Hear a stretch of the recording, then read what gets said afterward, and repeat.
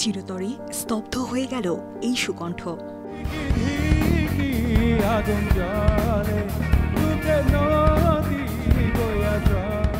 অন্তরের এই জ্বালা নিয়ে চিরতরে বিদায় নিলেন বাংলাদেশের ব্যান্ড সঙ্গীত জগতের তারকা শফিন আহমেদ।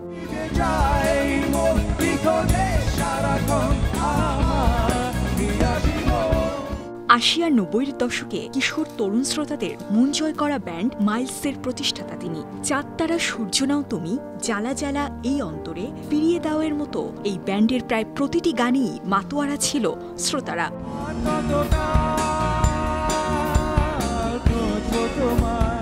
বৃহস্পতিবার বাংলাদেশ সময় সকাল ৬টা ৫০ যুক্তরাষ্ট্রের ভার্জিনিয়ার একটি হাসপাতালে তার মৃত্যু হয়। মৃত্যুকালে তার বয়স হয়েছিল ৬৩ বছর।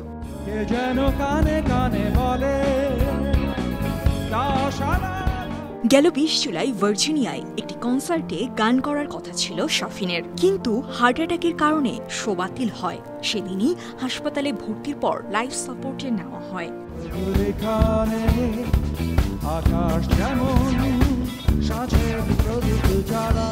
বাংলাদেশের সঙ্গীত অঙ্গনের দুই মহারথী সঙ্গীত শিল্পী ফিরোজা বেগম এবং সুরকার কমল দাশগুপ্তের ছেলে শফিন আহমেদ ছিলেন বেস গিটারিস্ট, সুরকার ও গায়ক। পারিবারিক ঐতিহ্যে ছোটবেলা থেকেই গানের আবহে বেড়ে উঠেছেন শফিন। তবে একথা অনেকেরই অজানা যে ছোটবেলায় তার নাম ছিল মনোজিৎ দাশগুপ্ত। সন্তান হিসাবে গর্ববোধ করি, এটাও মনে হয় যে ওনাদের মতো হতে পারলাম না আদৌ। শফিন আহমেদের জন্ম কলকাতায় ১৯৬১ সালের ১৪ ফেব্রুয়ারি। সে সময় তার নাম ছিল মনোজিৎ। পরবর্তীতে দেশভাগের পর স্কুলে ভর্তির সময় শফিন আহমেদ রাখা হয়।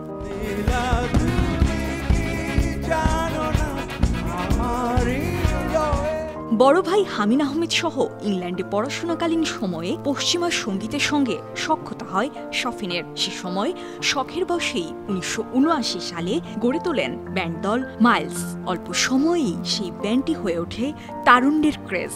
তবে মাইলসের দেশব্যাপী জনপ্রিয়তা শুরু ১৯৯১ সালে প্রথম বাংলা গানের অ্যালবাম প্রতিশ্রুতি দিয়ে।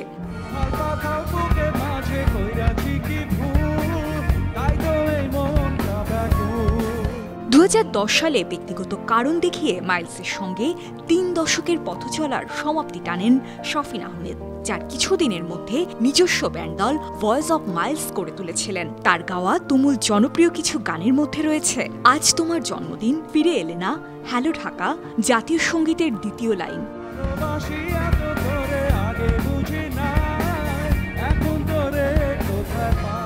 চলতি বছর প্রকাশিত হয় শফিনের জীবনী গ্রন্থ পথিকার। সেখানে তার জীবনের নানা অজানা গল্পের পাশাপাশি দুর্লভ কিছু ছবিও স্থান পেয়েছে। মাঝে কিছুদিন রাজনীতির সঙ্গেও যুক্ত ছিলেন।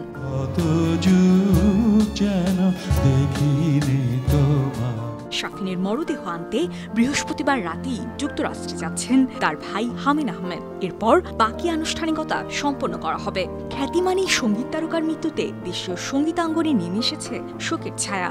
শোকাবিহম্বল হয়ে পড়েছেন তার সহকর্মী ও ভক্ত অনুরাগীরা। সোশ্যাল মিডিয়ায় শোকবার্তা প্রকাশ করে স্মৃতিচারণ করছেন অনেকেই।